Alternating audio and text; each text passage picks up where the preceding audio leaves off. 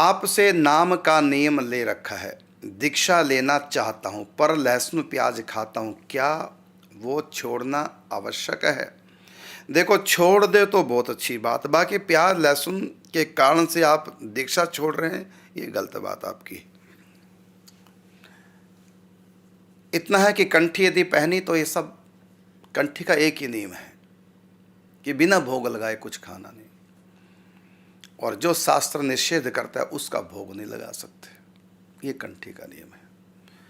तो आप प्याज लहसुन के पीछे दीक्षा छोड़ रहे हैं, भगवान को छोड़ रहे हैं।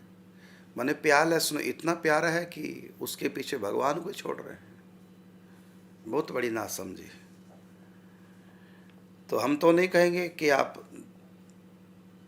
प्याज लहसुन के पीछे दीक्षा छोड़ दो, दीक्षा लो, अपने आप को उसे योग्य बनाओ।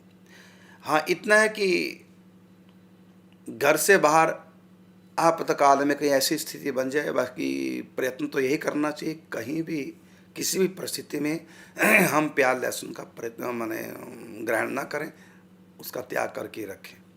और कहीं विशेष मजबूरी में फंस जाओ, अलग बात है, बाकी प्रयत्न तो यही करना चाहिए। चाहे दीक्षा ना भी लो तब भी प्याज लहसुन नहीं खाना चाहिए। प्याज लहसुन में तमोगुण है भाई, ये तमोगुण ही हमको त्रिक योनियों में डालता है, रजगुण हमको स्वर्ग ले जाता है, और सतोगुण हमको ऋषि मुनियों की श्रेणी में खड़ा कर देता है, और गुणातीत अवस्था हो गई तो पहुंच गए भगवत धाम में, सिद्ध लोकों में नहीं। तो सत्वगुण सिद्ध लोकों में ले जाएगा, रजगुण स्वर्ग आदि में ले जाएगा, तमोगुण तीर्थ की योनियों में ले जाएगा, और इससे तमोगुण बढ़ता है। तो क्यों अपना सत्यानाश कर रहे हो? क्यों अपवित्र वस्तुएं खाते हो? क्यों तमोगुण बढ़ाने वाली? यहाँ तक कि मिर्च भी तमोगुणी होती है, लाल मिर्च, और ज़्यादा मिर्च मसाले नहीं खाने चाहिए, कम खाओ, ज़्यादा नहीं, क्योंकि ज़्यादा मिर्च खाओगे तो ये भी तमोगुण बढ़ाती है।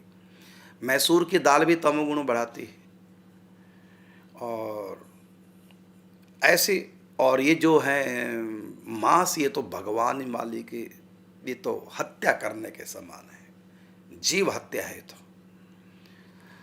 बाकी प्रयत्न करो, आप प्याज लहसुन से बचो भाई। आप नाम जप कर रहे हैं, दीक्षा लो, कंठी लो, तिलक लो, पूरा बेस जो होते हैं 5 संस्कार दीक्षा के समय, 5 संस्कार कराओ। अब प्याज लहसुन के बिना ये संस्कार नहीं हो पाएंगे, यदि ये नहीं छोड़ोगे तो ये फिर आपके 5 संस्कार नहीं होंगे। इसलिए प्याज लहसुन छोड़ने में ही भलाई है। अब इसका अलग से ही विषय कभी हम करेंगे चर्चा, ये प्याज लहसुन कहाँ तक घातक है मनुष्य के लिए, उनमें भी भक्तों के लिए। जो नास्तिक लोग, उनके लिए कोई घातक नहीं है, लेकिन भक्तों के लिए, विशेषकर जो ध्यान में प्रवेश करना चाहते हैं, उनके लिए ये प्याज लहसुन कितना घातक है आपको स्वयं नहीं पता। हाँ, आप कुछ साल तक छोड़ के रखिए और खूब चिंतन में प्रवेश कीजिए, और जब आपका ध्यान लगने लग जाएगा कुछ सालों के महीनों के अभ्यास से, फिर किसी दिन प्याज लहसुन खा के देखना, फिर प्याज लहसुन खा के फिर ध्यान करने बैठना, फिर आपको तब पता चलेगा इतना बड़ी हानि है प्याज लहसुन से। जो आपका ध्यान सहज में होने लग गया था अभ्यासवश, लेकिन एक बार के प्याज लहसुन खाने से उस दिन आपका ध्यान करना आपके लिए मुश्किल पड़ जाएगा। तो आप प्रत्यक्ष में करके देखिए, नहीं तो संतों की अनुभूति पे विश्वास कीजिए, ये अच्छी चीज़ नहीं है।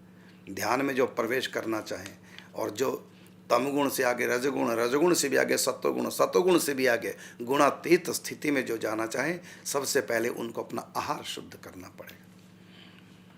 जब आप इतने अच्छे हैं, नाम का नियम आपने ले रखा है और दीक्षा भी लेना चाहते हैं, तो प्याज लहसुन की क्या बात है, छोड़ो इसको और आगे बढ़ो।